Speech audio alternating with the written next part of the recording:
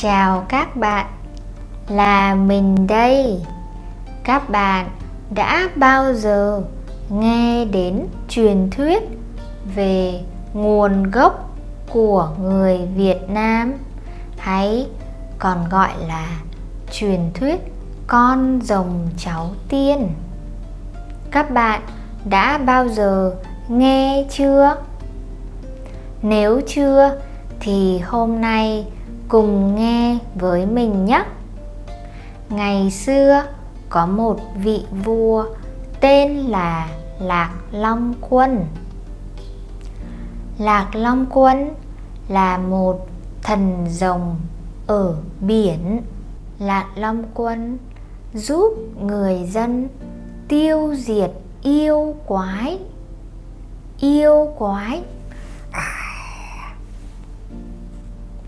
Và giúp người dân trồng trọt.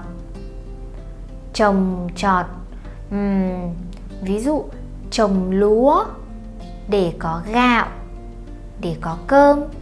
Và ông ấy cũng giúp người dân làm nhà, ổn định cuộc sống. Sau đó thì Lạc Long Quân về cung điện dưới biển của mình. Nhưng khi người dân cầu cứu thì Lạc Long Quân sẽ xuất hiện kịp thời. Một ngày có một tiên nữ tên là Âu Cơ. Tiên nữ Âu Cơ ở trên núi xuống giúp người dân chữa bệnh. Và có một con yêu quái xuất hiện và làm Âu Cơ sợ quá. Và Âu Cơ biến thành con sếu bay đi. May mắn là Lạc Long Quân nhìn thấy Âu Cơ đang gặp nguy hiểm, nên Lạc Long Quân đến và giết con quái vật.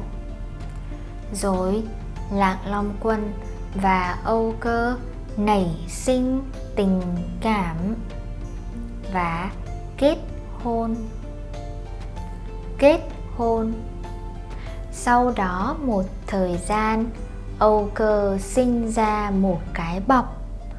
Ở trong cái bọc có 100 quả trứng. Và 100 quả trứng nở ra 100 người con trai. Họ sống ở cung điện trên núi nhiều năm. Nhưng Lạc Long Quân luôn luôn nhớ về cung điện của mình ở dưới biển.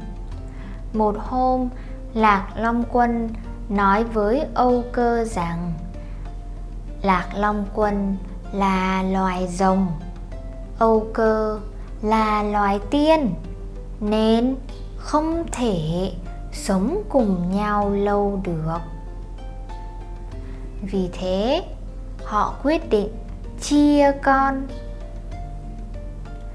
50 người con trai theo Âu Cơ lên núi, 50 người con trai theo Lạc Long Quân xuống biển.